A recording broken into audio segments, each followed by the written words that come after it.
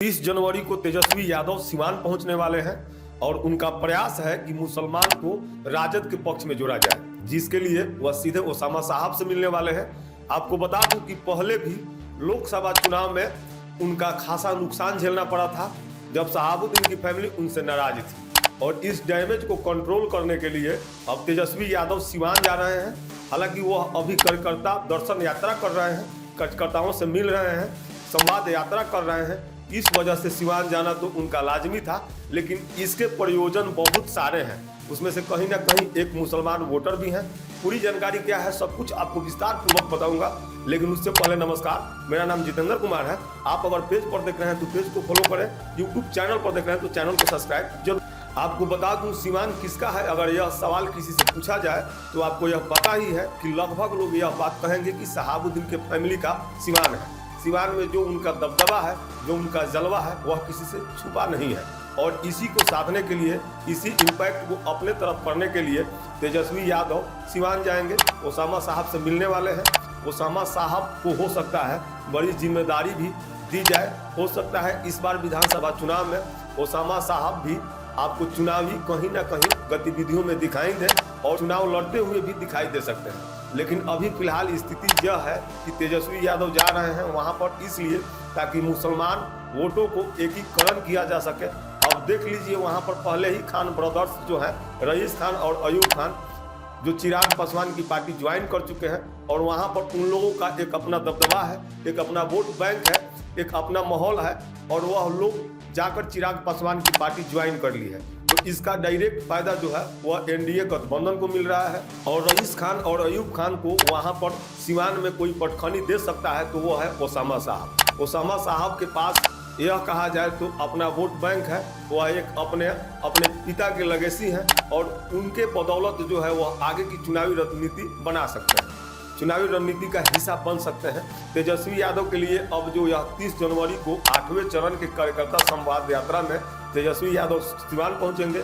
उनकी रणनीति है कि ओसामा साहब के साथ बैठे, हिना साहब के साथ बैठे और आगे की रणनीति तैयार करें कि आखिरकार सिवान को कैसे जीता जा सकता है। सिवान अभी फोकस में है, क्योंकि एक वक्त था जब सिवान से बिहार की राजनीति लगभग तय होती थी कि आखिरकार क्या कुछ करना है। जब वहाँ पर शहाबुद्दीन रहा करते थे तो शहाबुद्दीन पूरा माहौल बनाते थे, लालू यादव के राइट हैंड माने जाते थे। और अब उम्मीद यह है कि जो काम लालू यादव के लिए शहाबुद्दीन ही किया करते थे, वह काम अब ओसामा साहब जो है वह तेजस्वी यादव के लिए करेंगे। और इस बार जब पहुंचने वाले हैं तेजस्वी यादव सिवान में, तो उनके लिए ओसामा साहब भी तैयारी में जुटे हैं।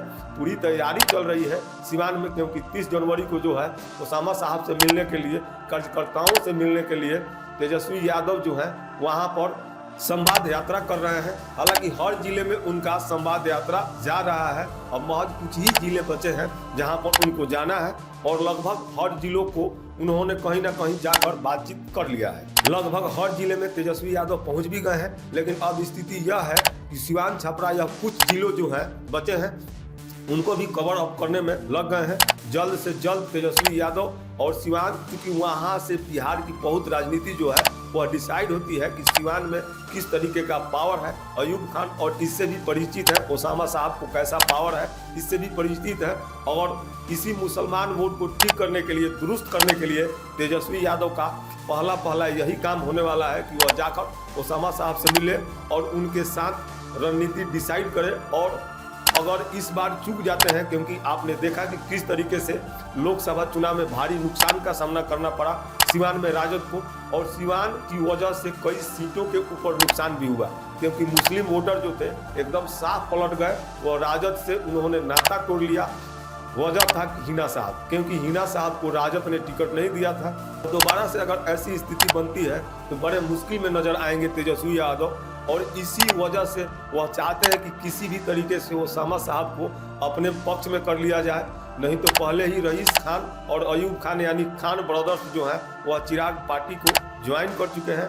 फायदा एनडीए को मिलने वाला है, और ऐसा तेजस्वी यादव अगर चाहते हैं कि 2025 में मुख्यमंत्री बने तो यह भी हो पाएगा। जब सिवान में तेजस्वी यादव पहुंचे तो उनके साथ हिना साहब बैठे, ओसामा साहब बैठे। बाकी आप क्या सोचते हैं कमेंट बॉक्स में हमें जरूर बताएं। वीडियो को देखने के लिए बहुत बहुत धन्यवाद।